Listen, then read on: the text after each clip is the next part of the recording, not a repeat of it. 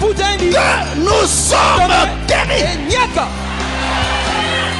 La Bible ne dit pas que c'est par ces meurtrissures que nous serons.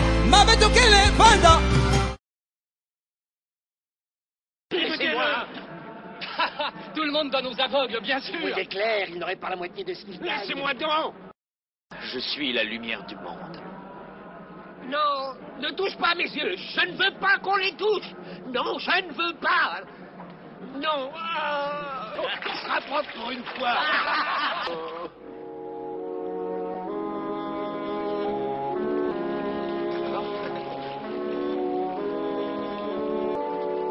Je vois clair.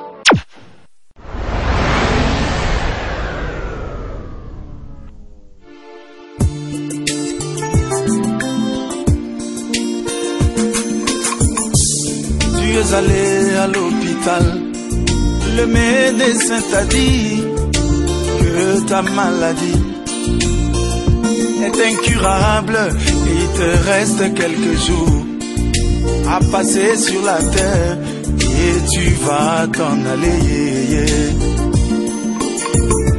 Et tu vas t'en aller. Mais Jésus-Christ te dit, mon ami, par ces meurtrissures, tu as déjà été guéri. Et foi dans sa parole, tu verras la gloire de Dieu. Oh, car c'est lui qui a le dernier mot. Mon Seigneur Jésus, il a le dernier mot. C'est lui l'amen finale, il a le dernier mot. C'est lui mon absolu, oh Jésus, il a le dernier mot. Le point de référence finale, il a le dernier mot.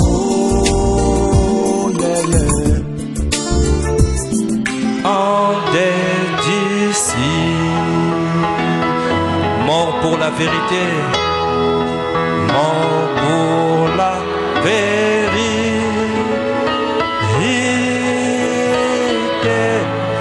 l'évangile Dieu saint.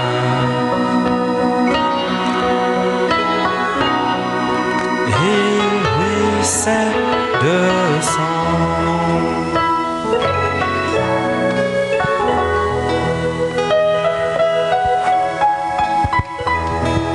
Dieu notre Père Céleste, Zambi Tata Beto,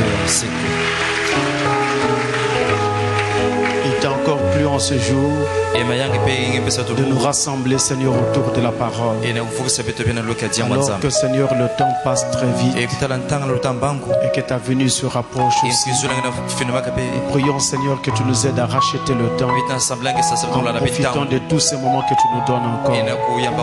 Voici, nous soumettons cette occasion à toi. Nous prions pour avoir une visitation particulière de ta part. Remettons aussi tous nos frères qui sont rassemblés partout pour que la main de Dieu se pose aussi sur eux. Au nom de Jésus-Christ et sous son sang versé. Amen. Amen.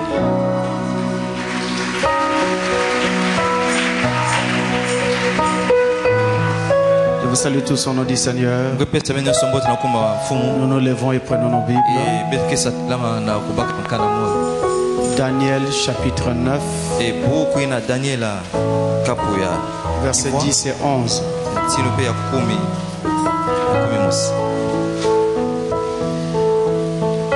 Daniel chapitre 9, versets 10 et 11.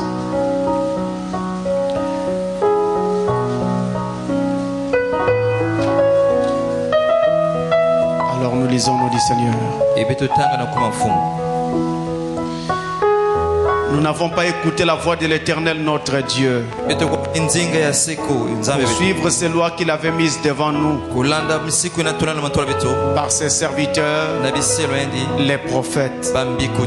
Tout Israël a transgressé ta loi Israeli nyonso mediata musiku. et s'est détourné pour ne pas écouter ta voix. Et me baluka pe ngombo na kuwa vendi. Alors ils se sont répandus sur nous. Et kutala ya kubwaka na bito. Alors se sont répandues sur nous les malédictions Et kupana betu kuna ndoko. et les imprécations qui sont écrites dans la loi de Moïse, Et nyonso ndoko ina pe ina basoka ka pe na. serviteur de Dieu, Musiku pe na. parce que nous avons péché contre Et Dieu. betu sumuka pe na mantwa la nzambi. Amen. Ah. Juste un mot de prière. Et ndinga pe nzambi. Notre Père Céleste, Tata betu mazulu. nous nous recommandons à toi après avoir lu ce passage Et betu na futula pe nyonso. pour que le Saint-Esprit vienne nous en donner le contexte et la vie. Et jambo Nous nous plaçons sous ton sang divin et te recommandons cette occasion de nouveau au nom de Jésus-Christ. Amen. Amen. Merci pour vous asseoir. Zambi salasa betu na vana.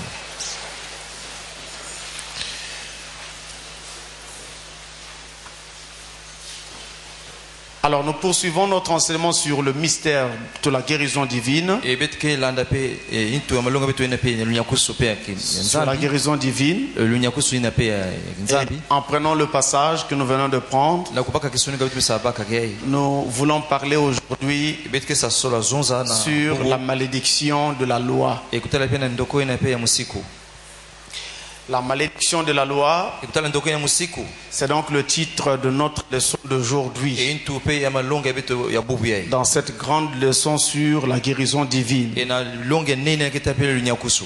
Avant que nous ne puissions nous arrêter, Et tete betu sa suki sa tete. nous avons déjà étudié deux parties dans cette leçon. Et betu longa bitini zole pe na malonga ya. La première partie portait sur les paroles qui tuent la foi, Et tete ina kuzola ba jambo nke fwa ke minu.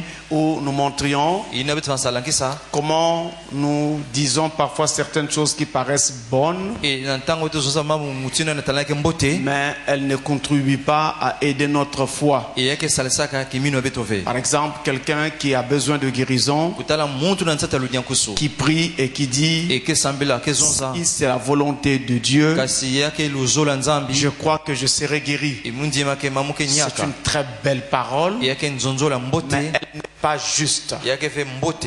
On ne doit pas dire si c'est la volonté de Dieu Kasenge zonza kaseke luzola en ce qui nzambi. concerne une promesse comme la guérison divine. Et yake tala ntsilu yake lunyakusu. Mais on doit dire si c'est la volonté de Dieu Zonza yake luzola nzambi. quand on est en train de projeter de faire quelque chose à l'avenir. Nantanga na meka kususa kusala kime kuzala mantwala. Comme c'est Dieu seul qui tient l'avenir, Et luzingu nyosho yake tambula ka yake na alors nzambi. nous le laissons disposer de toutes choses comme il le veut. Et bete bika na boka nzambi asala mutina zola. Mais pour la guérison, Et yake tala lunyakusu. c'est déjà établi. Et salma ka C'est imeli. une promesse. Yake ntilulu. Il nous est demandé de la saisir, Et ba melon wetan tout kusasima. simplement. Et kusimba yakaka. Donc en priant et en demandant, Et natango na kusina lusambo na voyons kulomba. que c'est fait Et bete kwikela ke salama. et nous nous arrêtons là. Et bete ke telama kaka na zulu Nous kuna. n'avons pas à dire si Dieu le veut, je guérirai. Et elonga betu ove kasenza Non, zola Dieu mamuke nyake veut sa. que nous puissions guérir. Nzambi kena sosa betu nyaka. Amen. Amen. Ça, c'était sur les paroles qui tuent la foi. Yake na bampolo neke fwa kape. Et nous en avons montré plusieurs comme cela Et bete langsa mingi mutindu na. qui n'aident vraiment pas notre foi. Et yina ke sasa pe kimilo betu ove. Dans notre deuxième partie, Na kitino beta zole. nous avons étudié sur l'exemple des fermiers. Et kutala ke fwani ba ke indula kape nyoso ba susu nyosina. Non, les agriculteurs. Et ben ke tala nyoso kuhata. Donc nous voyons comment est-ce que quand ils ont planté une sémence Et natango ke kuna pe nkunu. et ils ne se lèvent pas tous les matins pour déterrer la sémence Ben ke vumuka ve na suka na kubasa pe mbutu na et we kuna. voir si elle a commencé à germer. Et nakutala ke se basika. Non, le fermier plante la sémence Yange kuna kaka ina mbutu na. et laisse à la terre le soin de faire le reste. Yange bika kisalo na toto ansala nyoso. Donc la nature va faire le reste Et kutala inza ke sala nyoso. à partir des éléments qu'on va donc apporter à cette sémence. Et na babima nyoso ke na tape na mbumuna. L'eau Maza. pour arroser la sémence, Et na kutula pe na zola le mbutu. soleil qui Et va tangu apporter de la chaleur, ke pesa ina nyoso tia. du fumier pour apporter des engrais. Et kutala toto ina ke pesa pe Et na la tia. nature elle-même fait le reste pour faire croître la sémence. Et toto ke sala nyoso ina ke sala na kukulusa Qu'est-ce yao. qui se passe sous la terre? Yeke lutenisi ya toto. Ce n'est pas l'affaire du fermier. Yake tala ve mutige hataka. Lui, il croit Yake na kwikila ka. qu'un de ces jours, Et lumbu na kusama il va twala. voir la sémence sortir de terre. Yake tala mbutu ya kula ke Il sabasika. s'attend à cela. Yake na fingila ka yao. Il se tient là Yake tela un matin au réveil, il constate qu'il y a une herbe qui sort de terre. C'est donc sa sémence qui a commencé à germer. Sémence qui au départ paraît frêle et qui enfin finira par devenir un gros arbre. Et justement cet exemple nous devons l'utiliser. Nous montrons donc que quand vous avez prié, eh bien vous devez croire que ce que vous avez demandé est déjà fait. Et maintenant vous vous attendez à matin à voir cela se manifester. Et un jour, en gardant cette foi, en ne regardant pas aux symptômes, mais en regardant à ce que vous avez demandé à Dieu, un jour vous constaterez tout simplement que les douleurs que vous avez ont disparu, les problèmes qui se manifestaient ont complètement disparu, et que Dieu a pris le contrôle de toutes choses. C'est l'exemple des fermiers. Et quand nous parlions de cet exemple des fermiers, nous avons dit comment on doit donc faire de façon concrète, comment on doit suivre cet exemple de façon concrète. Eh bien nous avons trouvé un passage, je reviens là-dessus rapidement pour tout le monde. C'était Proverbe chapitre 4, le verset 20, du verset 20 au verset 22.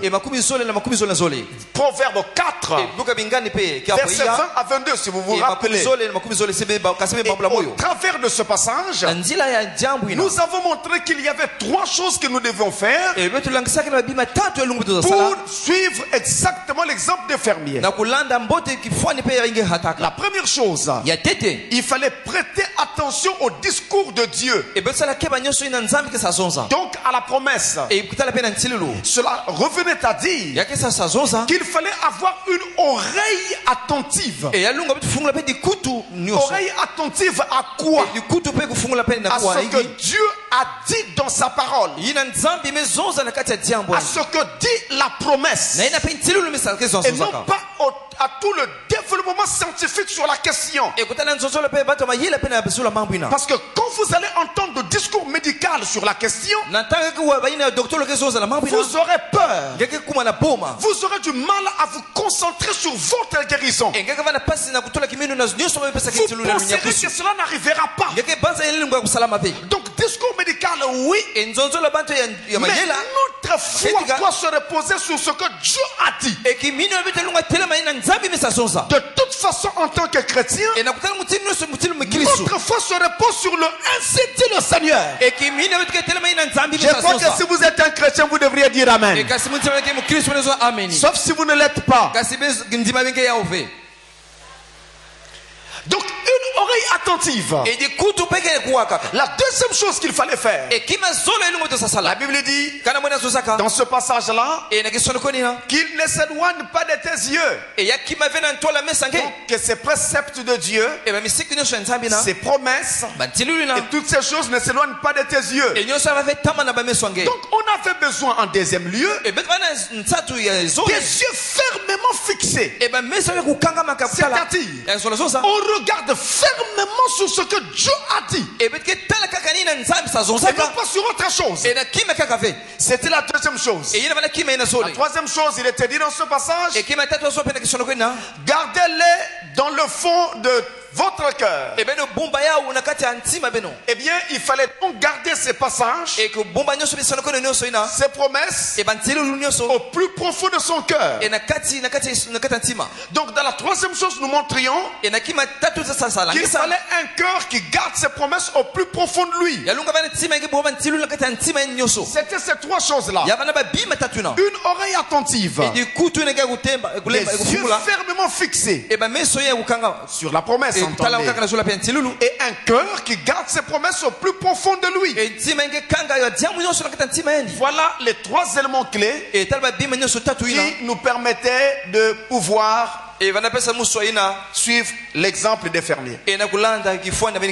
Alors, si vous vous rappelez de l'enseignement sur Sois le meilleur, nous avons parlé de VPTO, vous vous souvenez, n'est-ce pas? Eh bien, j'ai même vu un frère, je crois, qui s'est marié après cet enseignement-là. Et il m'a témoigné que c'est cet enseignement qui l'a aidé à se marier. Il avait écrit sur un papier ce qu'il lui fallait. Et il a dit VPTO, je dois aller. Et il s'est marié, le mariage était déjà consacré. Donc il a trouvé tout ce dont il avait besoin. Eh bien, ça rejoint ce que nous venons de dire. Vous êtes fermement fixé sur ce que vous voulez avoir. Et en définitive, vous y arrivez. Voilà donc pour les premières parties que nous avons étudiées jusqu'ici dans notre leçon sur la guérison divine.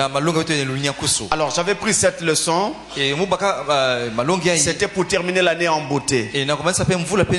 C'était pour permettre aux enfants de Dieu de trouver les grâces de Dieu à la fin de cette année et donc de pouvoir passer de cette année à la nouvelle dans de meilleures conditions. Et c'est ce que nous essayons de faire. Et c'est ce que nous allons faire. Et j'ai confiance que Dieu va nous assister. Alors maintenant, je voudrais que nous parlions un moment de ce que nous voulons parler aujourd'hui. La malédiction de la loi. Toujours dans notre leçon sur la guérison divine. Nous avons lu dans Daniel que Israël avait péché et qu'à cause de cela, ils avaient été frappés de toutes les malédictions qui sont écrites dans le livre de la loi. Alors peut-être que vous ne le savez pas, voici le livre de la loi. Le livre de la loi, c'est la Bible. Et ils étaient frappés de toutes les malédictions contenues dans ce livre. Mais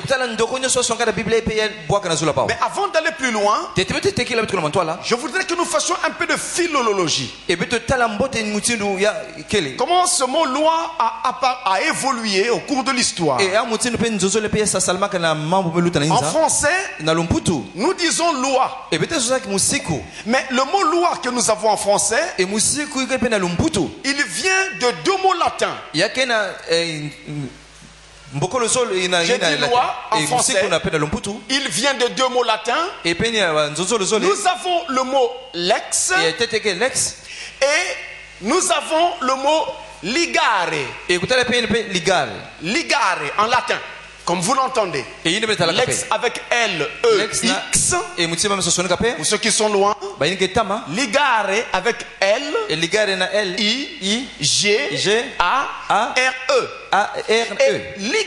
Et ligare signifie justement lien.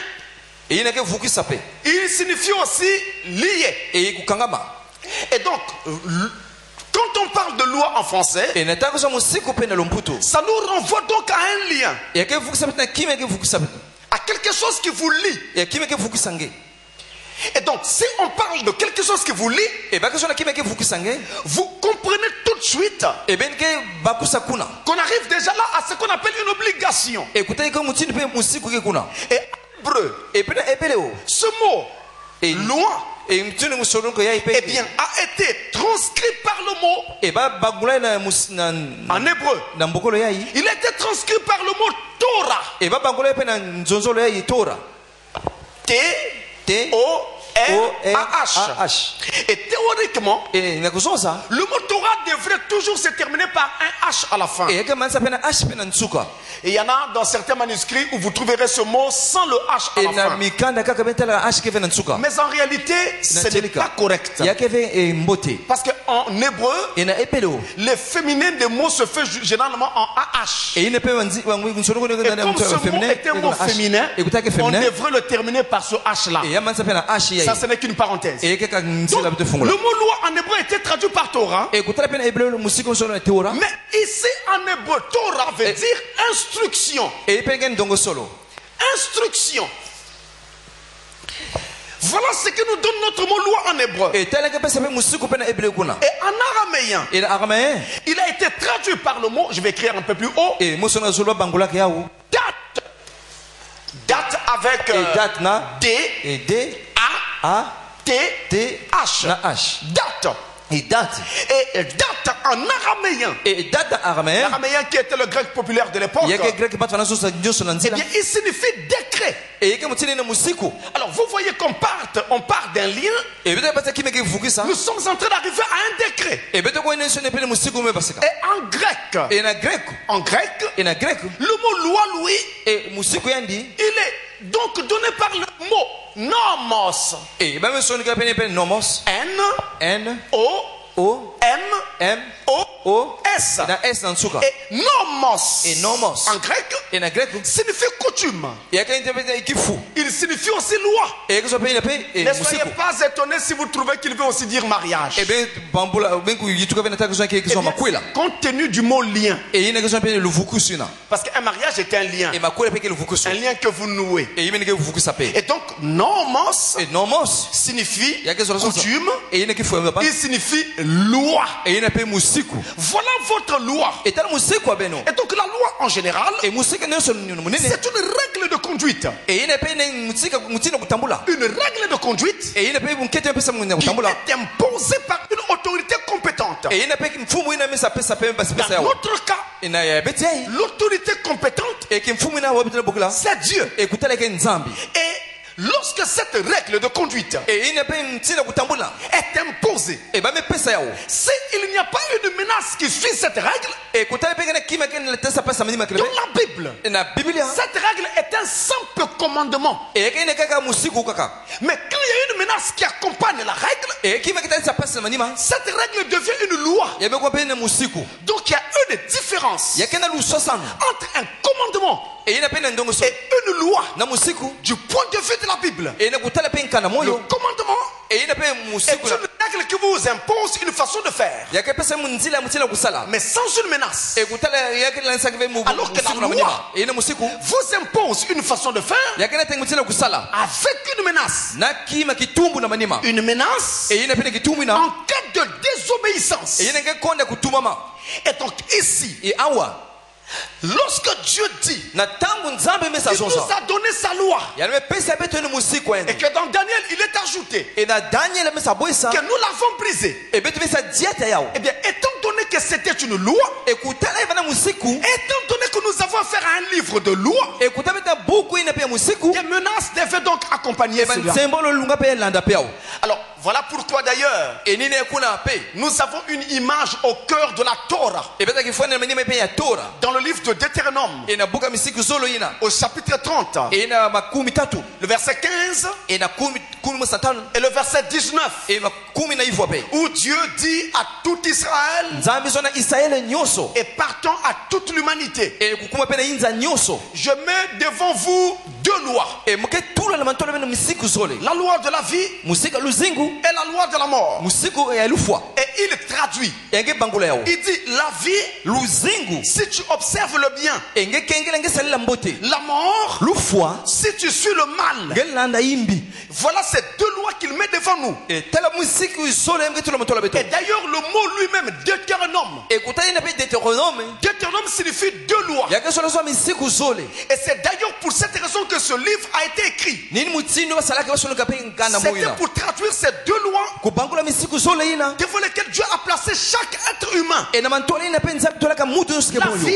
Luzingu. et la mort. Na lufwa. C'est à l'être humain de choisir. Yake na mutu ke moya nunga sola. Il ne s'est pas arrêté là Yani suka kakuna pe. pour être sûr que cela soit bien gardé. Na kuzaba kedika mutu ke bumba yao. Dans Deutéronome 11, Na buka misiku zole kumi na mosi. 11 au verset 29, E makumi zole na yifwa. il a imagé ces deux lois par deux montagnes. Ya mepesa bifwani na misiku na mongo zole. L'une d'elles, Mosi ya yao. le mot Garizim. Mongo ida baka garizimi. L'autre montagne, Ya kaka. le mot Ebal. E ya kaka baka ebal. Ça s'écrit comme vous l'entendez. Baka songa mutini menga na waka mbokolo. Garizim. E garizimi. Avec G-A-R-I. G A R-I. A R I Z-I-M. Z I M. Garizim. Et Garizim. Comme vous l'entendez. Mutibe na waka bana bokla ya. Et Baal également comme vous l'entendez. Et Baal mutibe na waka pe. E-B-A-L. Na L. Donc le mot Garizim Et mongo ina Garizim. et le mot Ebal. Na mongo ina Ebali. Et il dit à Israël, Et mais na Israël. tu prononceras la bénédiction sur le mot Garizim. Et ngaka pesa luzosa lusakuma na mongo ina pe Et Garizim. tu prononceras la malédiction sur le mot Ebal. Et ina pe sembolo pe ina pe ndoko na sula pe na Alors, mongo qu'est-ce Ebal. que nous avons? Yike pe kana kula. Nous avons Betkela. la montagne de la bénédiction. Et mongo ina pe Le lusakuma mot Garizim ina Garizimi. et la montagne de la malédiction. Et mongo ina pe ndoko. Le mot Ebal. Ina Ebali. C'est aussi la raison pour laquelle Et ni ina pe il est écrit dans les lamentations de Jérémie et nakati ya buku manyonga ina Yeremi. et même dans Hébreu Et belo pe. que ce livre est un rouleau. Et buku eke nkanda. Un rouleau à deux faces. Et ina kile bisisi ni zole. Dans l'une des faces, on trouve des bénédictions. Et na kisisi mo sankanda mkata lusak Et dans munu. l'autre face, Na kisisi kaka. on trouve des malédictions. Et bete bwana pe na pe ndongo. Et toutes ces choses sont contenues dans ce livre. Et nyoso kana kati ya buku ina. En d'autres termes, Yake sa zonza. notre Dieu Nzambi abeto. est un Dieu biface. Yake nzambi na bisisi zole. Il a un côté Yake na kisika mosi. bénédiction. Ya lusak munu. Quand vous marchez avec lui, Na tanga ke tabala il kintwaji na a yandi. un autre côté Yana kisika kaka. malédiction. Yena ndoko. Quand vous vous éloignez de lui. Na tanga ke tama na yandi. Et d'ailleurs, Et nakutala. quand les choses difficiles nous arrivent, Na tanga mambo pasi ke kumela ce kabeto. n'est pas toujours Dieu qui les envoie. Yake be kaka nzambu ke safari saka yao. Je veux dire, c'est nous-mêmes qui allons vers Ni betu betu kuanda bokile yao. en abandonnant Dieu. Na kubika ina yambikile Nous nous nzambi. éloignons de sa protection E souveraine bete bi kangile nyoso luzola yandi. et nous nous approchons nous-mêmes vers le mal. E bete ke fina maka betu mo sama tola ye pasi. Voyez-vous? Bele talaka. Alors ces choses doivent donc arriver. E yake mutindo pe babinga kumela kabeto. La loi de Dieu, Musiku ya nzambi. c'est sa parole. Yake jambo yandi. Toute la Bible, E biblia nyoso. c'est la loi de Dieu. Yake musiku wa nzambi. Ne confondez pas la loi Bene sel même fois na musiku. au commandement. E ina ndongo solo ina. Les 10 commandements, E ba musiku nyoso na ce kumela. n'est pas la loi. Yake musiku nyoso pe. La loi, E musiku. ce sont les commandements plus les pénalités. E kutana nyoso musiku na kistan symbole na manyama kitungu. Et la Bible entière en est constituée. E biblia nyoso kaka yake na kati. Parce que d'ailleurs, tout l'Ancien Testament Luwawa nyoso atama. ne repose que sur les 5 premiers livres de Moïse. Yake kutana na mabuku tano kaka ya Mose. La Torah. E ina mabukala na Torah. Tous ceux qui ont écrit dans l'Ancien Testament Ba ina nyoso kana tanga tama. n'ont fait que s'appuyer sur ce que Moïse E baba baka kaka sambo bika ka Mose. avait déjà dit dans la Torah. E ina zonza na kati nkanda yako baka Torah. Toute la parole, c'est la loi de Dieu. E jambo nyoso ina kama siku na nzambi. Et quand nous brisons la parole, Na tango betiki safula ka jambo. selon 1 Jean 3, E mutino Musa Yohane 3. le verset 4, E na kitino ya iya. 1 Jean 3, Mose Yohane 3. verset 4, E kitino pe ya iya. il est dit, E basa sonsaka. nous avons transgressé E bete me ziata pe la loi. E musiku. Et on dit E baka sonsaka. que nous avons péché. E bete me sumuka. Parce que le péché E kutele est disumu. la transgression de la loi. Yake ine kujiata pe musiku. Et quand nous avons péché, Na tabitu sumuka. en transgressant la loi, E ina kujiata pe musiku. alors les malédictions de la loi, E mawabe ndoko nyoso ya musiku. les pénalités prévues par la loi, E bitombo nyoso na pena musiku alors nous frapper. Ya lunga landa betope. Voilà ce qui est établi. E tale mesa salaka. Ces pénalités E bitombo ina. de la loi, E ina musiku. ces menaces E nzembolo ina. prévues dans la loi, E ina kila kati nkanda vont moyo. alors s'abattre sur nous. E ke bwa pele sula beto. Et ces menaces-là, E kutela nzembolo ina. c'est ça qu'on appelle la malédiction de la loi. Nina bokla pena ndoko ina pe ya musiku. Et qu'est-ce que nous avons? Yiki betikela wa. Regardons par exemple Deutéronome 29. Betela buka misiku zole ina pe makumi zole na ifwa. Je lis ce passage avec vous. E betike tanga kintwa di pe nkanda. Deutéronome chapitre 29. E buka misiku zole pe makumi zole na ifwa. Le verset 19 et 20. E kitino ya kumi na ifwa na makumi zole. Verset 19 et 20, il est dit que personne, Ata muntu. après avoir entendu les paroles de cette alliance, Na mani mako pe ba mpolo pe ya luwabano yai. contractée avec serment, E ina pe ya me wisana pe na kuja ndefi. ne se glorifient dans son cœur et ne disent j'aurai la paix. Quand même je suivrai les penchants de mon cœur et que j'ajouterai l'ivresse à la soif. L'Éternel ne voudra point lui pardonner. Mais alors la colère et la jalousie de l'Éternel s'enfermeront contre cet homme. Toutes les malédictions écrites dans ce livre reposeront sur lui. Et l'Éternel effacera son nom de dessous les cieux. Très rapidement, quand on dit, ça c'est encore une parenthèse, mais ça fait aussi partie de notre leçon. Quand dans la Bible il est dit, et vous trouverez souvent cela dans l'Ancien Testament, que Dieu effacera son nom de dessous les cieux. Cette expression signifie que cette personne sera tuée. Elle va mourir. Et c'est pourquoi on dit Dieu va l'enlever de la terre. Il sera enterré. Donc il ne sera plus sur terre. Et donc il est effacé de dessous le ciel. C'est pourquoi on utilise cette expression. Alors voyez-vous, les malédictions de la loi vont donc s'abattre sur cet homme qui a brisé la loi de Dieu. Et vous pouvez comprendre que nous autres humains, de par le péché d'Adam, nous sommes tombés sous la malédiction de la loi. Pas seulement un seul être humain, mais toute la race humaine sous la malédiction de la loi. Quand Adam est tombé dans le péché, la loi de Dieu devait s'abattre sur l'homme. C'est ce qui fut fait. Et jusqu'à ce jour, nous traînons la malédiction de la loi. Il y a comme une malédiction que nous traînons avec notre cœur. Nous sommes sous cette malédiction. Jusqu'à ce que, bien sûr, par la grâce de Dieu, les yeux des uns et des autres s'ouvrent à la révélation. Dans Romains 5, au verset 12, il nous est dit, c'est pourquoi, comme par un seul homme, le péché est entré dans le monde, et par le péché la mort, et qu'ainsi la mort s'est étendue sur tous les hommes, parce que tous ont péché. Vous entendez ça?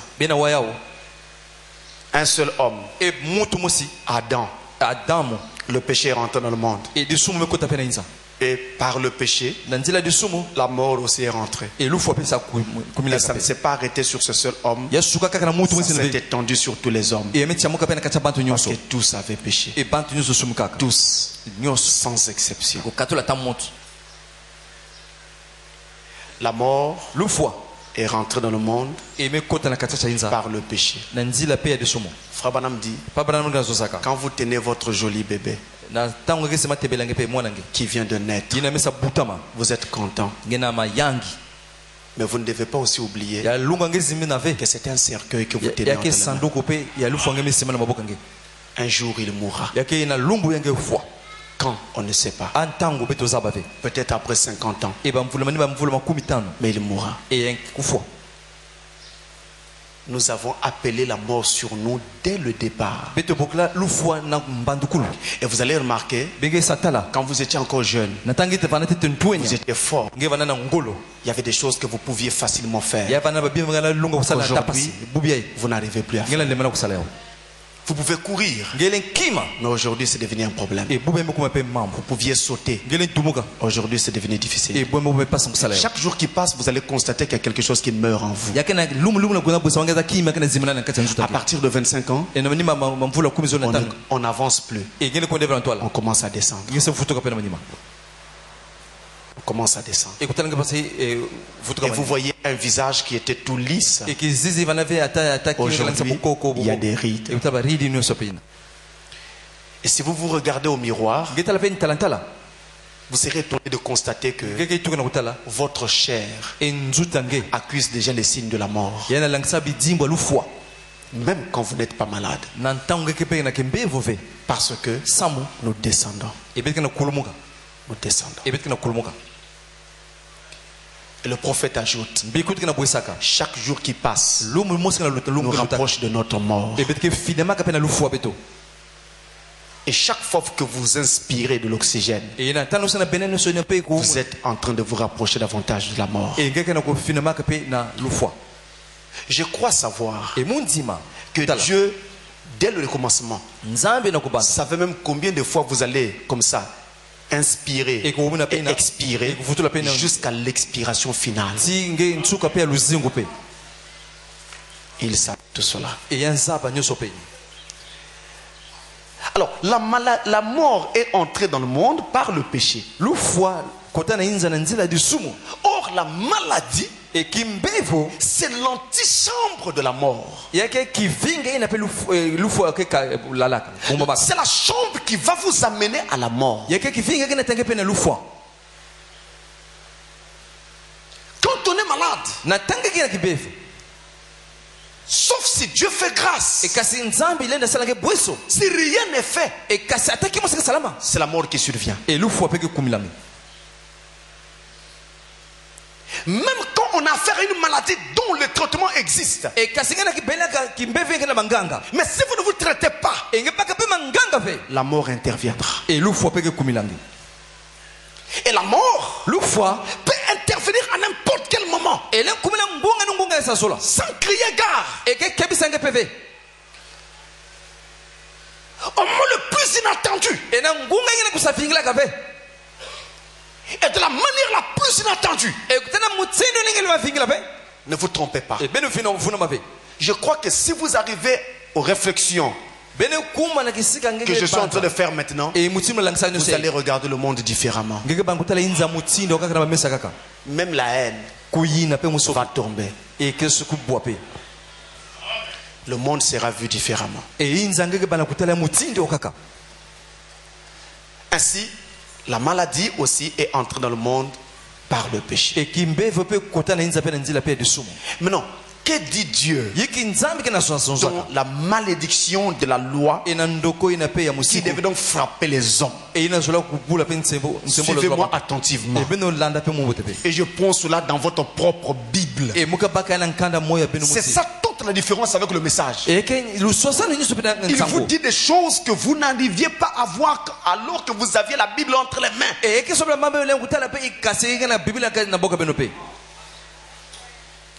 La malédiction de la loi dans l'Ancien Testament, qui est le passage, le testament clé où on en parle, on le trouve dans Deutéronome chapitre 28, du verset 15 au verset 62. C'est assez long. Maintenant, moi, je veux le séquencer. Je vais donc prendre cela partie par partie et vous montrer ce que dit concrètement la malédiction de la loi. Mais à la maison, allez donc du verset 15 au verset 62 de Deutéronome 28. Allons-y pas à pas.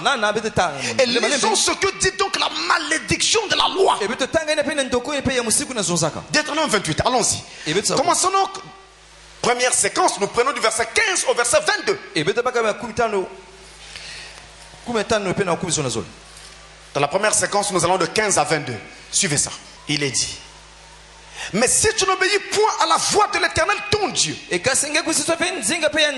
si tu n'observes pas et ne mets pas en pratique tous ces commandements et toutes ces lois que je te prescris aujourd'hui, voici toutes les malédictions qui viendront sur toi et qui seront ton partage. En passant, quand nous étions dans le monde, vivions comme nous voulons, marchant sans aucun frein, et que nous brisions la parole, ne respections pas les lois de Dieu. Écoutez ça. Voici toutes les malédictions qui viendront sur toi et qui seront ton partage. Tu seras maudit dans la ville et tu seras maudit dans les champs. Vous entendez ça? Que vous viviez en ville, que vous viviez en campagne, rien ne prospérait entre vos mains. Même si vous allez dans un village, ça ne marchera pas. Vous allez en ville, ça ne marchera pas. Ta corbeille et ta huche seront maudites. Tu ne pourras rien faire qui marche. Le fruit de tes entrailles, le fruit de ton sol, les portées de ton gros et de ton menu bétail, toutes ces choses seront maudites. Donc tes enfants seront maudits. Tes animaux seront maudits. Tes plantations seront maudites. Et aujourd'hui, le travail de tes mains, comme nous sommes dans un secteur où c'est le secteur des services, dans la plupart du temps c'est le secteur des services, où on rend des services et on est payé pour, eh bien tout cela sera maudit. Tu seras maudit à ton arrivée. Et tu seras maudit à ton départ. Je suis au verset 19. En d'autres termes, si Dieu est à tes trousses, tu peux fuir un lieu et aller ailleurs. La malédiction te suivra là où tu iras. La malédiction ne prend pas de visa.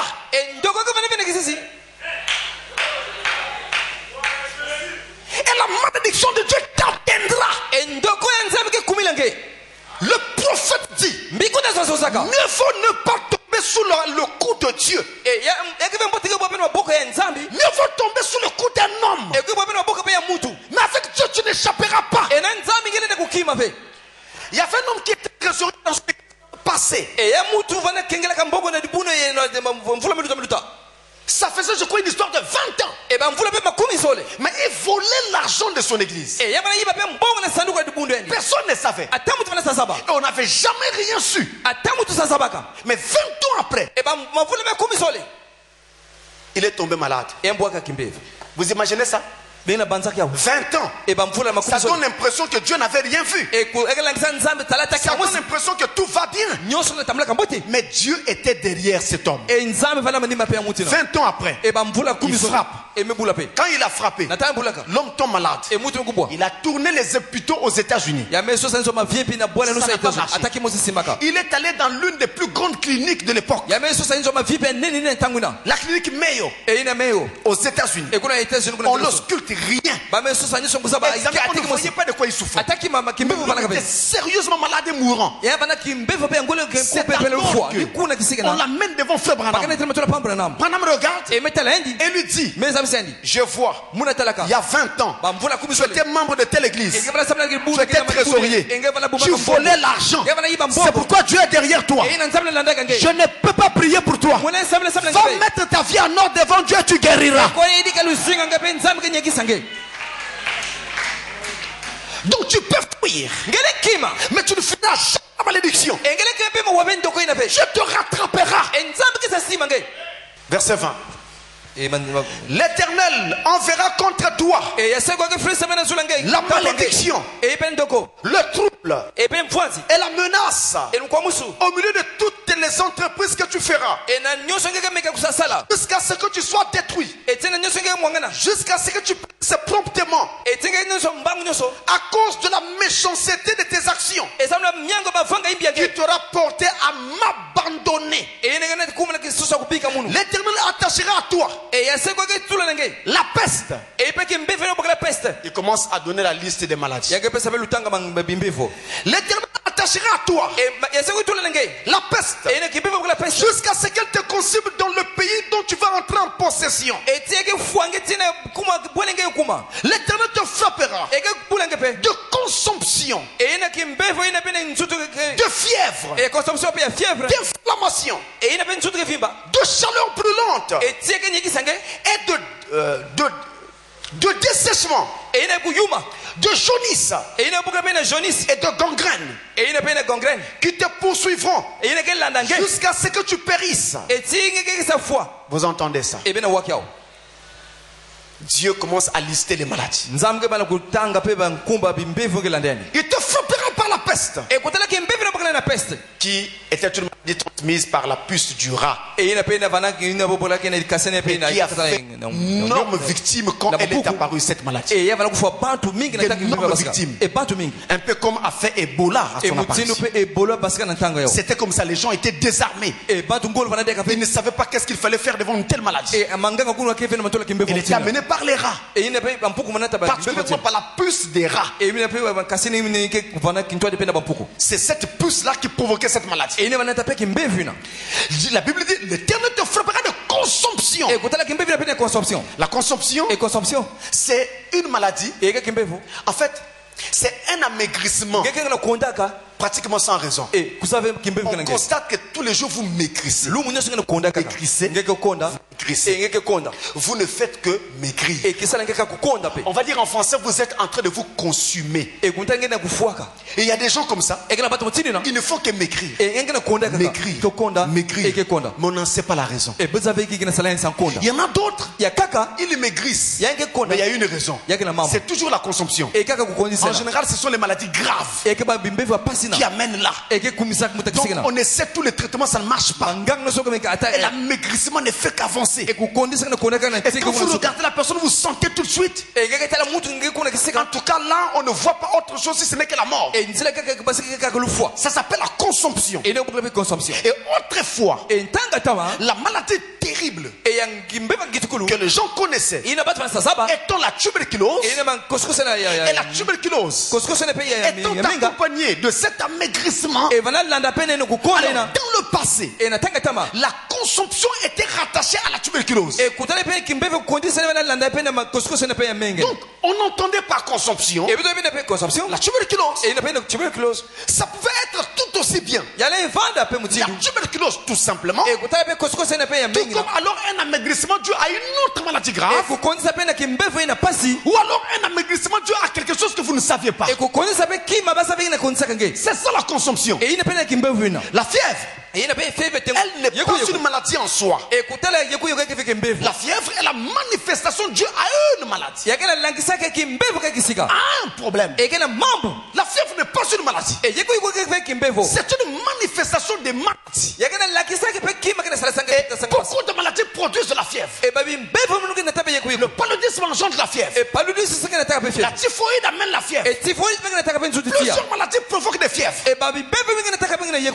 Même un simple furoncle peut amener des fièvres.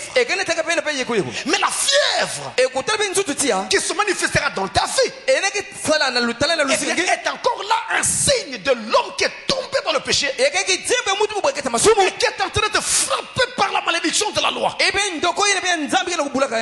importe ce qui amène cette fièvre, vous savez vous-même que la fièvre, c'est une augmentation de la température du corps. L'être humain a une température normale qui est autour de 37 degrés. Mais quand on va au-delà de 37 degrés, même si ce n'est qu'avec un seul point, on dira qu'il y a une fièvre. Et ça dérange. Ça dérange. Il n'y a pas quelque chose qui ne dérange pas quand on parle de maladie. Et la Bible parle aussi de l'inflammation. Eh bien, l'inflammation, c'est cet état morbide qui frappe certaines parties du corps. Et on constate là-dessus, autour de cette partie, une chaleur, une douleur, et peut-être même une rougeur, et voire une tuméfaction, une enflure. Ça, c'est l'inflammation. Et on vous dira que ça, c'est dû à l'inflammation. Eh bien, c'est aussi une malédiction de la loi. La chaleur brûlante, c'est par exemple un cas que j'ai déjà rencontré dans mon ministère. J'arrive dans la ville de Wando. Et je croise un monsieur qui avait un sérieux problème. Il a essayé tous les traitements. Ça n'a pas marché. Et ça faisait plusieurs années. Qu'est-ce qu'il sentait? Une chaleur qui parcourait tout son corps. Et comment celui ça partait de la tête, ça traversait la colonne vertébrale. Dans d'autres cas, ça couvre le corps. Donc, vous la sentez sur votre peau. Comme si on vous avait mis sur au-dessus d'un feu. Et ça dérange. Vraiment, ça dérange. Cet homme avait tout essayé. Médicaments, il avait de l'argent. C'était pas un pauvre. Il avait des moyens. D'ailleurs, c'était un grand chef là-bas. Mais avec ses moyens, il n'a pas pu acheter la guérison. Quand j'arrive dans cette ville, alors il me coûte prêcher la première fois. Il me coûte prêcher la deuxième fois. Il m'invite chez lui. Il m'invite à manger. J'arrive, c'était un soir. Et nous avons mis notre rencontre autour de 21h. Question que lui finisse son travail et tout. Et nous avons mangé chez lui. À la fin, il me dit ceci. Il m'a dit deux choses. La première chose, il me dit, pasteur, j'ai déjà écouté plusieurs prédicateurs de ma vie. Mais la manière dont vous prêchez, ça, pour moi, c'est la première fois que j'écoute ça. Il dit, si je peux faire un rapprochement, il y avait tel ministre qui venait de tel pays, qui était venu prêcher à Brazzaville une fois. Il dit, ça fait que lui que je peux te rapprocher. Sinon, je n'en vois pas. Il dit vraiment, même si tu dis que tu n'es pas un docteur, mais moi, mon cœur me dit que tu es un docteur. Ça, c'était son témoignage. Et après, il me dit l'autre chose que je voulais te dire, pasteur. Il dit, j'ai écouté prêcher, mais j'ai un problème. Voici mon problème. Ça fait des années. J'ai une chaleur qui parcourt mon corps. J'ai essayé tous les traitements. Ça n'a pas marché. Mais quand j'ai écouté prêcher, je me suis dit, je peux appeler ce prédicateur. Alors, je l'ai regardé. Et je lui ai dit, comme mon pied a foulé le sol de cette maison, ton problème est terminé. Il me regarde. Il dit, frère, je ne te flatte pas. Je n'en ai pas l'habitude. Mais je te dis ce que je viens de recevoir à l'instant. Je viens de me dire qu'il va te guérir. Alors, comme mon pied a foulé le sol de cette maison, tu vas guérir. J'ai prié pour lui. On a fini. Je rentre. Le lendemain matin, j'attendais. Pas de coup de fil. L'après-midi, le téléphone sonne. Il dit, pasteur, est-ce qu'on peut se voir? Je vais vers lui. Il dit, pasteur, viens. Il ne me dit rien. Viens. Et on marche. On est dans la ville. Je ne sais pas qu'est-ce qu'il voulait. On est seulement en train de marcher. Et on parle de tout et de rien. Soudain, il dit, pasteur, on rentre ici. C'était un magasin. Quand on rentre, il dit, choisis tout ce que tu veux. Je paye. Je le regarde. Il dit, pasteur, prends tout ce que tu veux dans ce magasin, je paye. Il dit, depuis longtemps j'ai cherché cette guérison, ça ne venait pas. Pour la première fois de ma vie, hier, j'ai bien dormi. Jusqu'à l'heure où je te parle, là, je ne sens plus de chaleur. Jésus-Christ est le même hier, aujourd'hui, éternellement. Amen.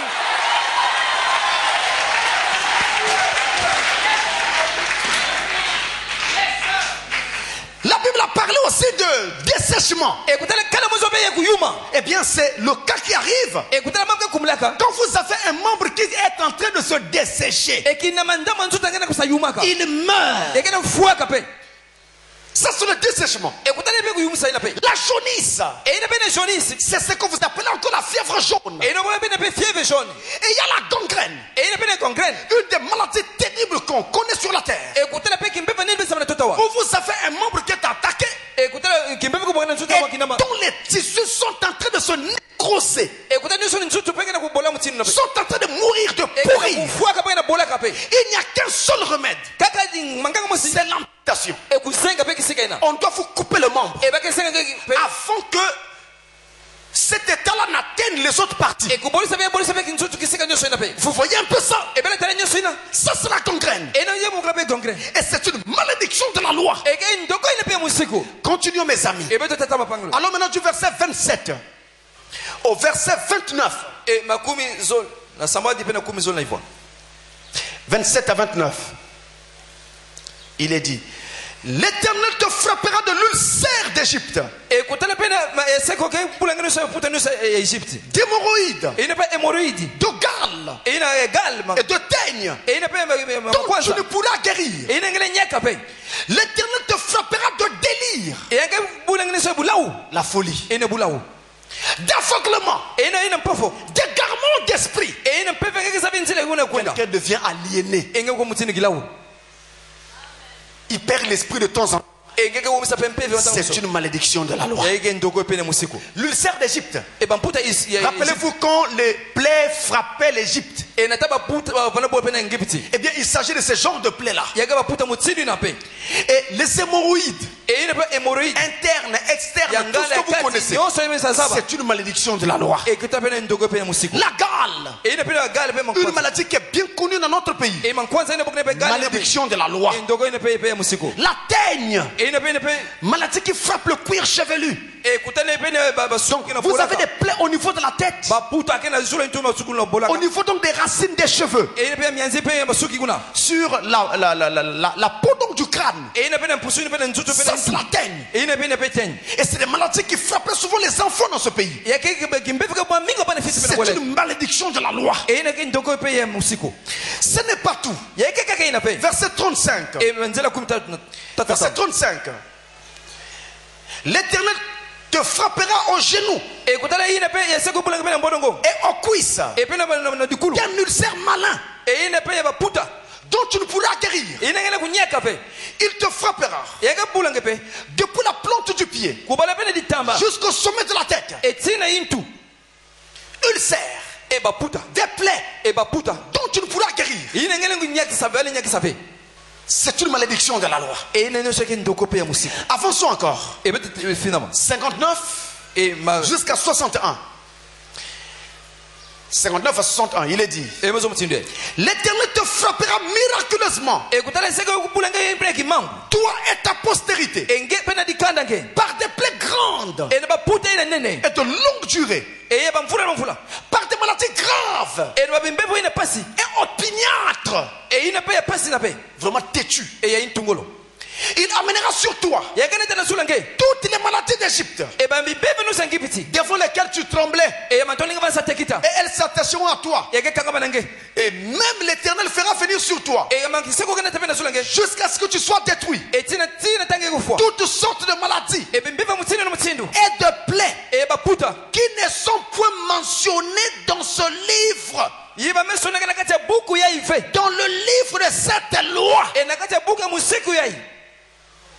Vous entendez ça? Regardez la pensée de Dieu. Ce qui montre clairement qu'il avait parfaitement la maîtrise des temps et des circonstances. C'est-à-dire, il précise qu'il y aura d'autres maladies qui viendront, mais qui ne sont pas écrites ici. Ça sera toujours moi qui vais les envoyer. Ça sera la malédiction de la loi. Des plaies longues, des plaies de longue durée. Vous connaissez ça? Des gens qui ont des blessures mais qui ne finissent pas. Année après année, la blessure est là, elle ne part jamais. C'est la malédiction de la loi. Des maladies graves et opiniâtres, c'est-à-dire des maladies chroniques, des maladies pour lesquelles on n'arrive pas à trouver des traitements. On fait tout. Mais on n'arrive pas à trouver un remède. Ces genres de maladies-là, il n'en donne pas toute la liste. Mais pourtant, il les mentionne. C'est le cas du diabète. Des maladies têtues. Des maladies opiniâtres. Des maladies difficiles. C'est aussi le cas de la tuberculose. Parce que même la tuberculose, il y a la tuberculose se manifeste par catégorie.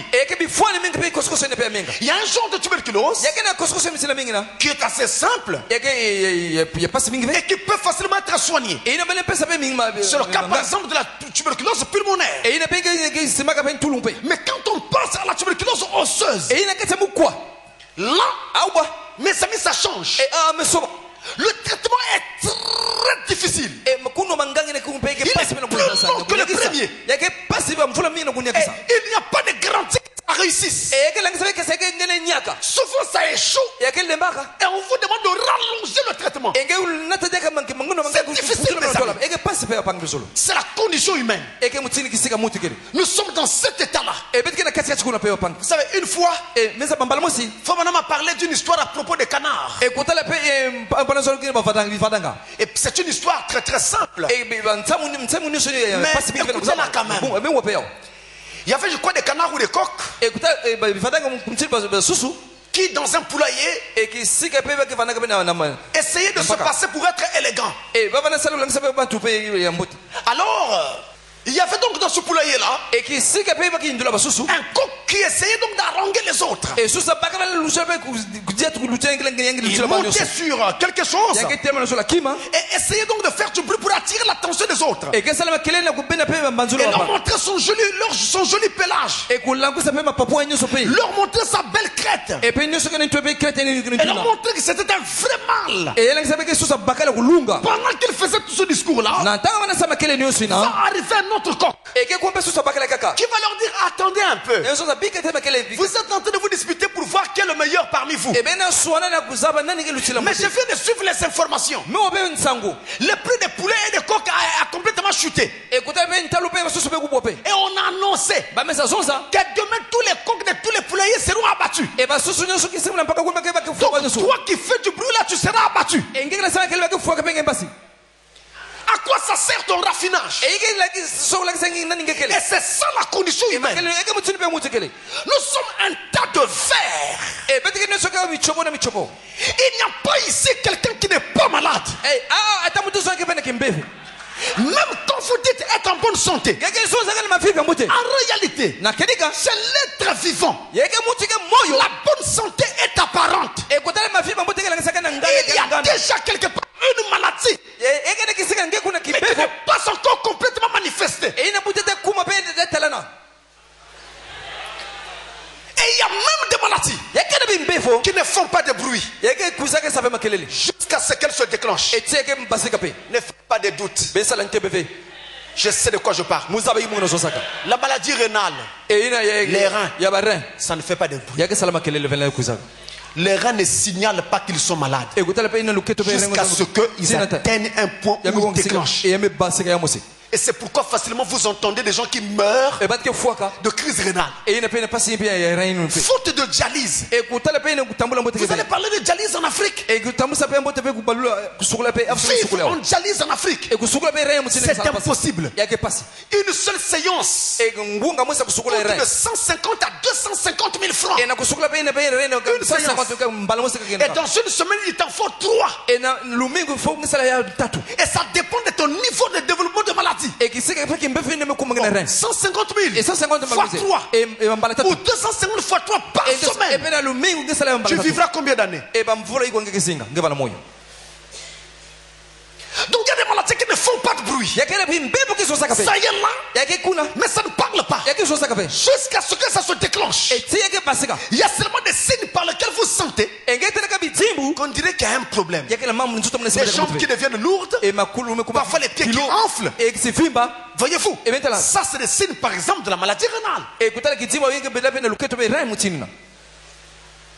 C'est très difficile, mes amis, la condition humaine. Très difficile. Des maladies graves, difficiles.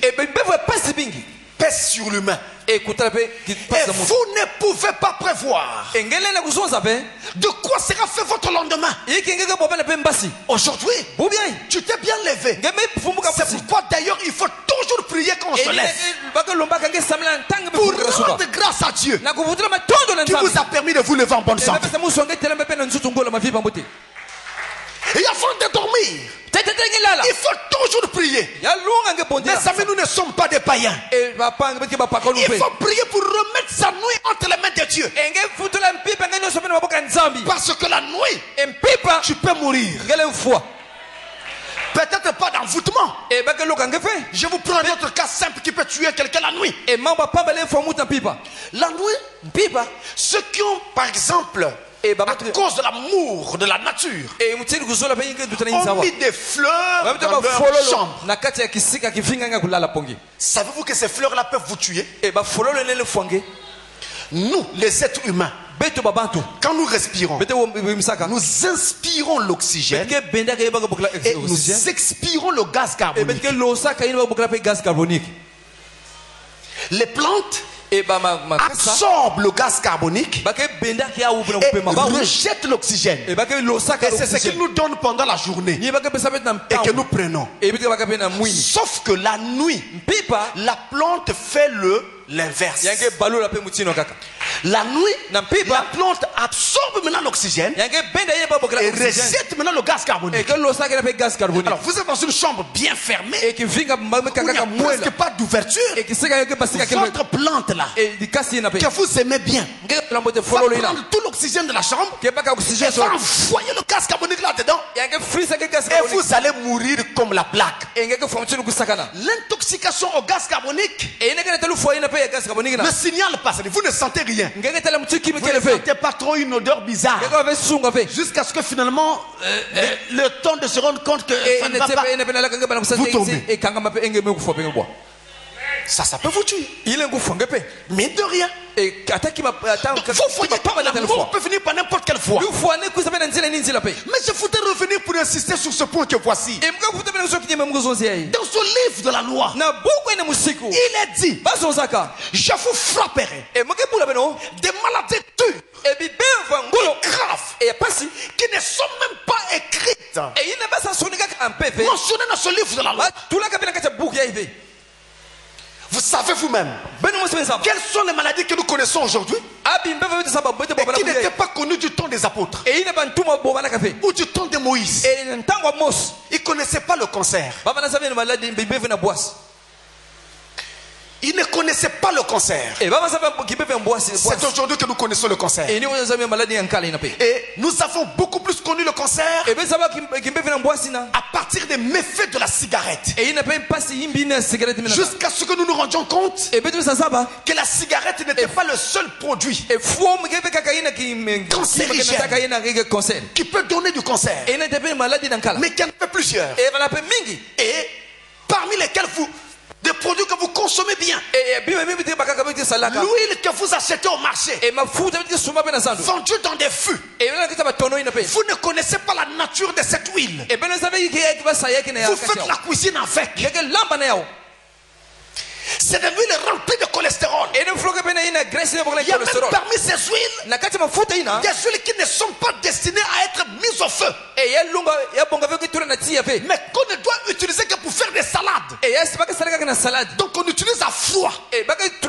Or, justement, une huile qui n'est pas prévue à être utilisée à chaud, mais toujours à froid, quand vous le mettez au feu, il devient hautement cancérigène. Et vous prenez ce repas, le cancer commence. Mes amis, je mets la main sur mon cœur pour vous dire qu'actuellement dans le monde, on a un grave problème de leucémie, le cancer du sang. Et il est en train de frapper beaucoup de jeunes. Et ici, j'ai déjà assisté à la mort des gens comme ça. Leucémie. Donc vous voyez, on prend des huiles impropres à la consommation. Une fois, j'ai suivi sur un journal de Kinshasa. Quelqu'un qui était parti prendre de l'huile industrielle a multiplié dans des récipients comme ça et a divulgué, envoyé dans le marché. Les femmes sont parties à acheter ces huiles et se sont mises à faire des beignets avec. De l'huile industrielle, de l'huile pour moteur. On a fait des beignets avec. Et les habitants ont consommé. Ne vous posez plus la question sur le résultat. Vous voyez, maman, il y a des choses que nous négligeons. Ton enfant aime les beignets, mais tu peux les faire toi-même. Là tu contrôles tout. Entre-temps, quand il y avait eu le scandale du lait à la mélamine, beaucoup de gens sont morts. Peut-être pas dans votre famille. Et vous vous êtes dit, on ne sent rien, on ne voit rien. Trompez-vous. Nous avons perdu un frère du message que j'aimais bien. Le problème c'était quoi? Brusquement, il a développé une maladie rénale et il est mort. Mais la dernière fois que je venais de le croiser, c'était très bien. Mais je l'avais croisé où? Suivez-moi très bien. Je le croise, il sortait d'une pâtisserie. Il aimait aller dans les pâtisseries, s'asseoir et prendre des gâteaux tranquillement. On avait un problème de lait contaminé. Dans les pâtisseries, on utilise toujours du lait. Je ne confirme rien. Est-ce qu'il y avait du lait contaminé qui était passé par là? Il a fait consommer cela. En tout cas, un frère qui était robuste, en bonne santé, brusquement, dès qu'on a déclaré qu'il avait un problème rénal, dans les 2-3 jours qui suivaient, il est mort. Mais avant ça, aucun signe. Parce que cette mélamine-là agissait comme une colle. Ça rentre dans votre corps, ça agit comme une colle. Si vos reins sont bouchés par cette colle, qu'est-ce qu'il faut enlever cette colle? C'est la mort qui intervient. Donc il y a des choses que vous pouvez faire vous-même pour le bien de vos enfants. Ça, tout ça, c'est la malédiction de la loi. L'homme qui devient méchant, parce que quand même prendre de l'huile industrielle, aller vendre au marché, sachant bien que ça, c'est pas fait pour être consommé. N'allons pas loin. Ici, j'ai ici comme témoin certains agents de Canal 7 qui savent. Vos histoires, comment vous appelez ça? Les brochettes que vous achetez là. Les agents qui sont au courant là savent. Ils sont là, ils savent. Quelqu'un qui vend les brochettes. Nous l'avons filmé. Nous l'avons filmé. Il urine dans un pot. Il prend ses urines là. Il vient asperger ce qu'il est en train de vendre. Je ne parle pas d'une histoire qu'on m'a rapporté. On a filmé. Et lui ne savait pas que nous filmions. Après on s'est demandé qu'est-ce qu'il fallait en faire. Ces images-là. Vous imaginez un peu ça? Malédiction de la loi. L'homme devient méchant. Il veut avoir. Tant pis pour les retombées. Les retombées ne comptent pas.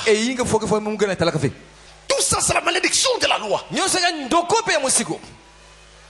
Et Dieu dit que nous sommes sous cette malédiction. Une maladie grave, non mentionnée dans ce livre. Mais il y a Ebola. En ce temps-là, ils ne savaient pas qu'il y avait Ebola. Il y a aussi le VIH, sida. C'est la malédiction de la loi. Et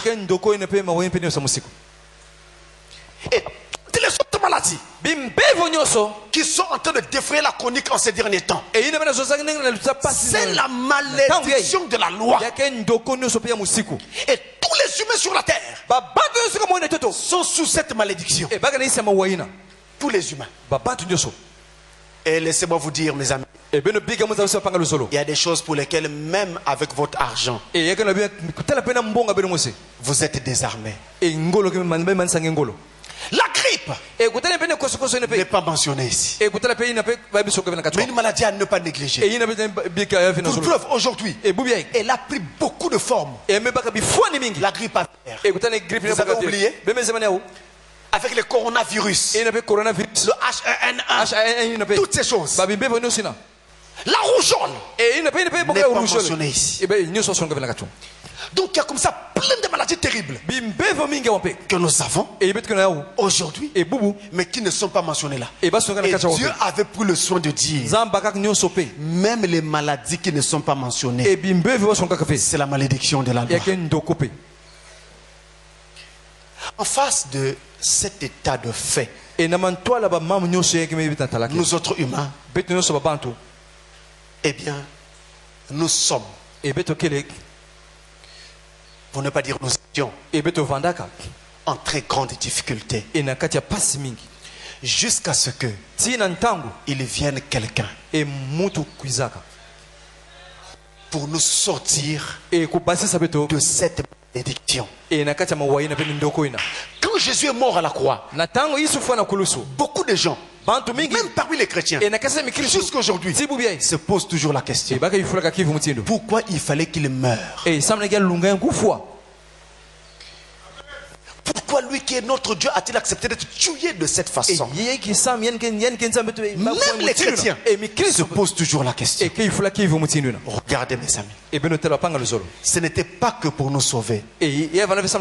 C'était pour notre salut, c'est vrai, mais pour bien d'autres raisons encore. Galates 3, verset 13. Écoutez ça et ne manquez pas ça. Ne manquez pas ça, mes amis. Galates 3, verset 13. Parce que ceci est une arme que vous allez présenter à Satan. Galates 3, verset 13. Peu importe ce que vous avez, suivez ceci. Verset 13. Christ nous a rachetés de la malédiction de la loi, étant devenu malédiction pour nous, car il est écrit: maudit est quiconque est pendu au bois. Je peux entendre un amen. Mes frères, si vous êtes condamné à mort et que soudain, après avoir perdu tout espoir, au fond de ta cellule tu apprennes que tous les prisonniers à mort sont graciés, je ne pense pas que tu resteras couché pour dire: moi c'est bien. Je crois que tu vas exulter. Et la Bible dit: nous étions sous la malédiction de la loi. Mais voici qu'apparaît quelqu'un qui va jusqu'à Golgotha. Il meurt là nu. Et il dit qu'il est mort pour nous délivrer de la malédiction de la loi. C'est quoi la malédiction de la loi? Le cancer, la tuberculose, le diabète, le VIH-Sida, Ebola, la fièvre typhoïde, le paludisme, la tuberculose, les maladies rénales. C'est la malédiction de la loi. Et Jésus t'a délivré de cela. Est-ce que quelqu'un peut dire amen? Si tu le crois vraiment, dis amen alors. Si la Bible dit que Jésus t'a délivré de la malédiction de la loi, et que cela ne se fasse pas, c'est que Dieu est un menteur. Et Dieu n'est plus Dieu. Mais s'il est Dieu, et s'il est réel, tu peux te lever et crier amen que tu es guéri.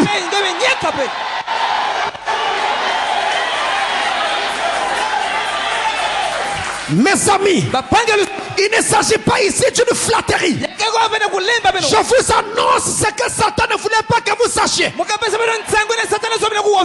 y a longtemps que Jésus vous avait guéri. À la croix de Golgotha, il avait enlevé ta maladie. Tu ne connaissais pas Dieu. Voilà pourquoi tu restais malade. Maintenant, tu n'as plus besoin de rentrer à la maison avec ton sida. Tu n'as plus besoin de rentrer à la maison avec le cancer. Ici, tu dois dire à Satan, maintenant je connais la vérité. Maintenant je connais la vérité. Je te rejette. Je te rejette. Je te rejette.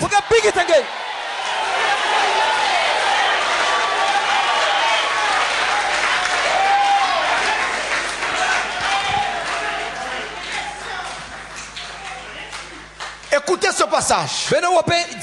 Ésaïe chapitre 53. Verset 4 à 5. Alors là, vous allez voir maintenant sous un nouveau jour. Ça sera nouveau pour vous ce passage. Ésaïe 53. Verset 4 à 5. Écoutez ça. Cependant, c'est son souffrance qu'il a porté à la croix. C'est de nos douleurs qu'il s'est chargé. Et nous l'avons considéré comme puni, frappé de Dieu et humilié. Mais il était blessé pour nos péchés, brisé pour nos iniquités. Le châtiment qui nous donne la paix est tombé sur lui. Et c'est par ses meurtrissures que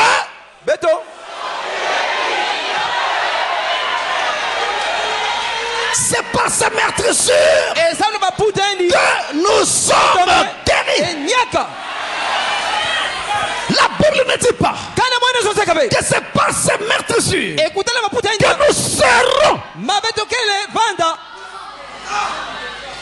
C'est pas le futur, mais c'est par ces meurtrissures que nous sommes. Si tu sors d'ici malade, ça sera de ta propre faute. Parce que cette parole est la vérité. Ce n'est pas la parole de Pasteur Francis. C'est la parole de Jésus lui-même. Et si tu dis amen à cette parole, elle doit se faire chair dans ta vie. Quel est le diable? Quel est le démon? Quelle est la maladie qui va résister devant la parole de Dieu? Si c'est moi qui parlais, on comprendrait. Mais c'est la parole qui parle. À la croix, il a pris mes péchés. Il est mort pour moi. Il a payé le prix. Amen. Pendant que je parle là, pendant que je parle, pendant que je parle, il y a des anges qui sont déjà descendus en habit de médecin, en train d'agir sur le corps de certaines personnes malades ici déjà. Là dans cette salle là, ils sont en train de faire ce travail là. Là où la femme monte, ils agissent. Là où la femme monte, ils agissent. Là où la femme monte, ils agissent.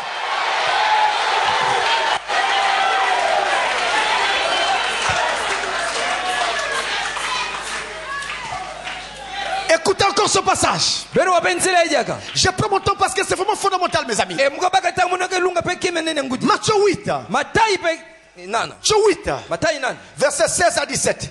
Oh, quel beau passage. Matthieu 8, quel beau passage.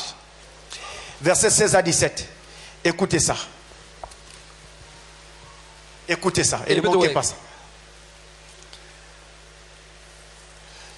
Le soir, on amena auprès de Jésus plusieurs démoniaques. Il chassa les esprits par sa parole. Il guérit tous les malades. Tous les malades. Afin que ça comprenne par Esaïe. Afin que s'accomplisse ce qui avait été annoncé par Esaïe, le prophète. Il a pris nos infirmités. Il s'est chargé de nos maladies. Mais frère, c'est lui il a pris ma maladie. Il s'est chargé de ça. Pourquoi dois-je sortir ici avec ma maladie sur moi? Non, maintenant la chose à faire, c'est d'enlever la maladie.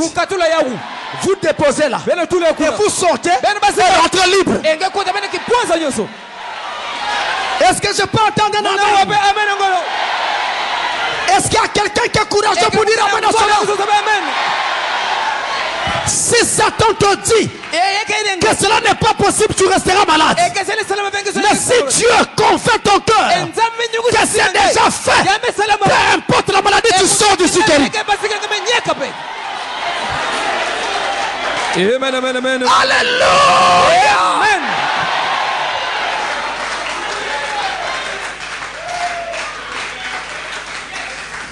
Il a délivré chacun de nous de la malédiction de la loi. La maladie, c'est la malédiction de la loi. Jésus nous en a délivrés. Arrêtez de vous plaindre. Maintenant, regardez à Jésus et regardez la chose se faire. Peu importe ce que c'est. Satan est en train de dire à certaines personnes, je sens ça maintenant. Il leur dit, le problème que tu as, ça vient de tes propres péchés. Tu as mal agi. Voilà pourquoi tu es tombé malade. C'est vrai. Naturellement. C'est peut-être vrai. Mais pourtant, Jésus nous a aussi pardonné. Il a pris notre place. Et il a payé le prix pour que nous puissions être guéris. Il n'y a pas de raison. Je dis, j'y reviens. Il n'y a pas de raison que tu sortes d'ici dans l'état dans lequel tu étais quand tu es venu.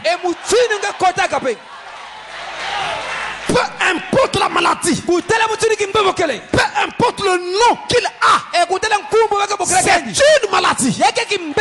Ça n'a peut-être pas de traitement. Demain il y aura un traitement. Il y a des maladies aujourd'hui qui ont des traitements. Hier il n'y avait pas de traitement. Aujourd'hui il y en a. Donc en fait, il n'y a pas une maladie trop difficile, surtout pas pour Dieu. Vous avez besoin de croire. Est-ce que là-bas sur le hangar on me suit là-bas? Vous avez besoin de croire là où vous êtes. C'est-à-dire mes soeurs qui êtes là-bas, même si vous étiez malade, vous pouvez vous lever sur vos pieds et croire que c'est déjà fait.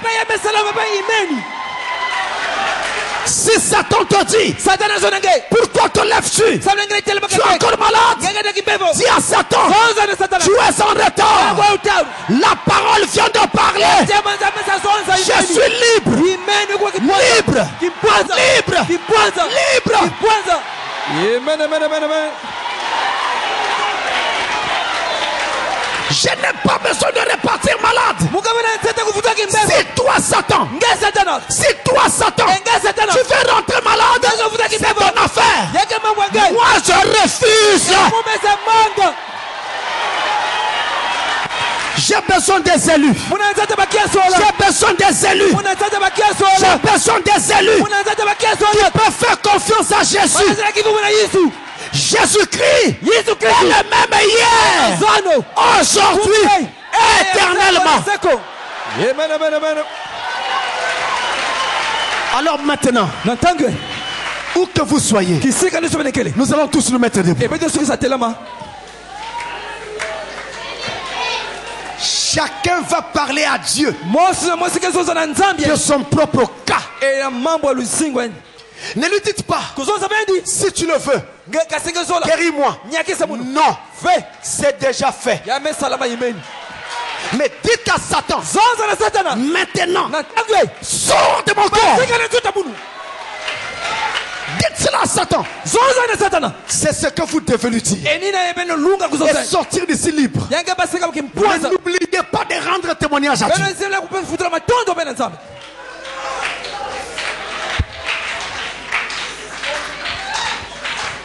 Il ne faillit jamais.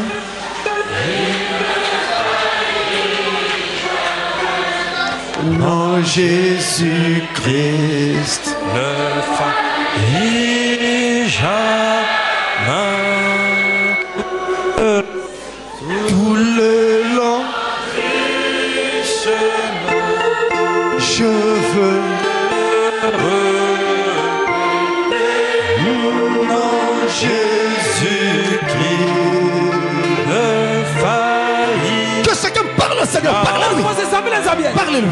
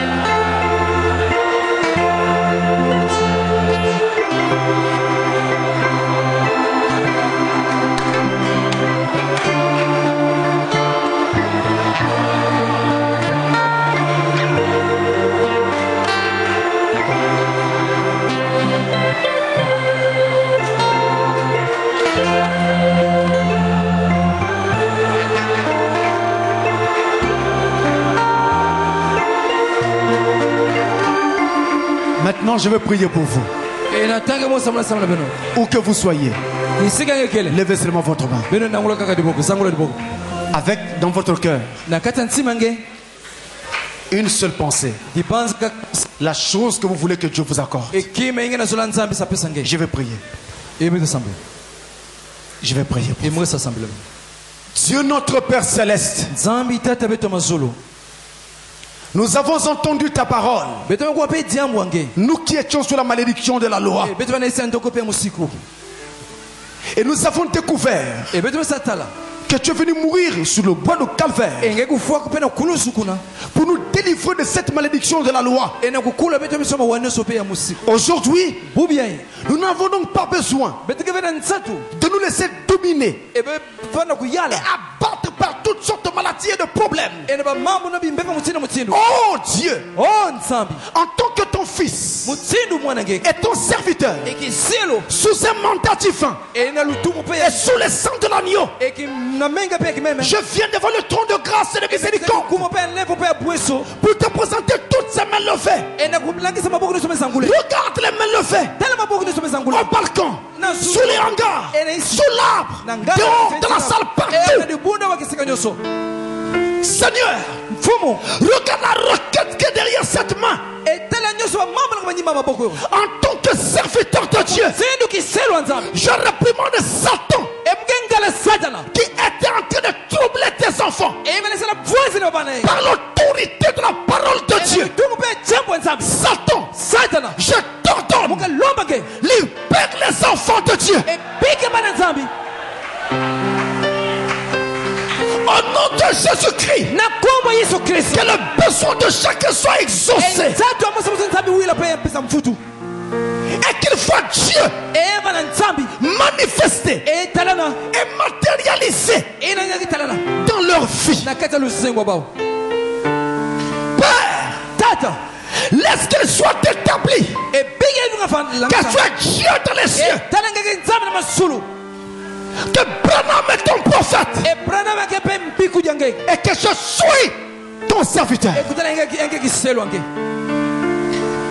Bénis ta parole et bénis-la dans ton peuple, en guérissant les uns, en guérissant les autres et en répondant à tous les besoins au nom du Seigneur Jésus-Christ.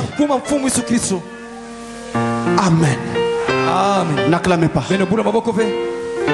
Restez dans cette atmosphère.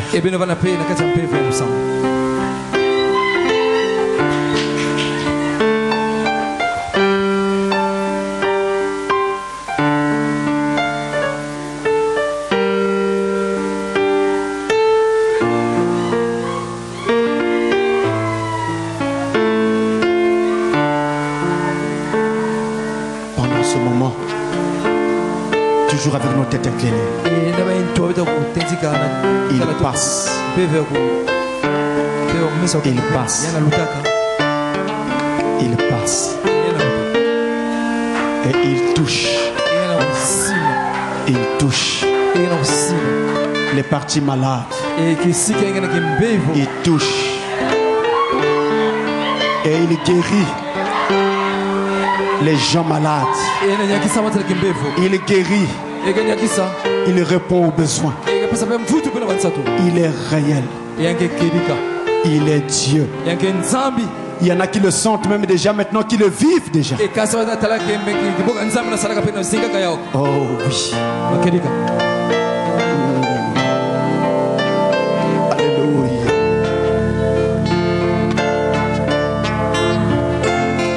Oh oui. Oh oui. Amen. Vous n'avez pas besoin de rentrer malade. Chers sœurs, chers frères, vous n'avez pas besoin de rentrer malade. Là où vous êtes, croyez tout simplement. Vous n'avez pas besoin de rentrer malade. Croyez tout simplement. Et voyez que le Dieu de la Bible est resté Dieu.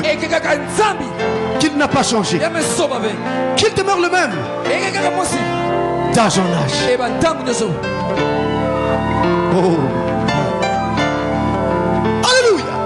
Amen.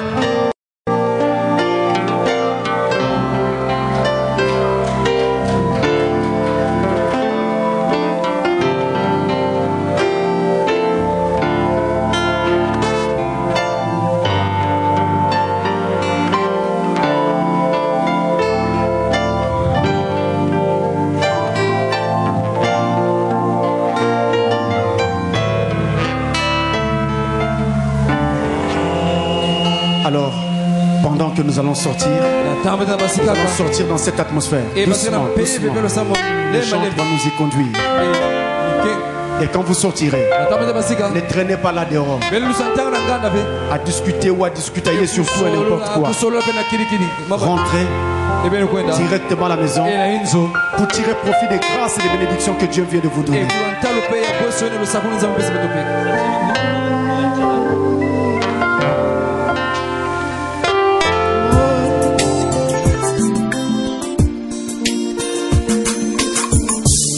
Tu es allé à l'hôpital, le médecin t'a dit que ta maladie est incurable et il te reste quelques jours à passer sur la terre et tu vas t'en aller. Et tu vas t'en aller. Mais Jésus-Christ te dit, mon ami, par ces meurtrissures, tu as déjà été guéri. Et foi dans sa parole, tu verras la gloire de Dieu. Oh, car c'est lui qui a le dernier mot. Mon Seigneur Jésus, il a le dernier mot. C'est lui l'amen finale, il a le dernier mot.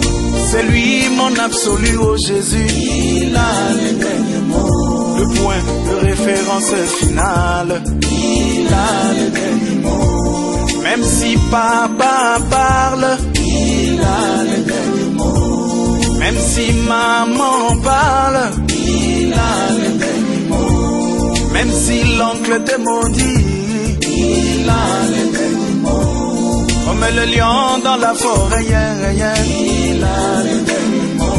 Quand il a rugi, c'est le silence. Il a le dernier mot. Yeah, yeah.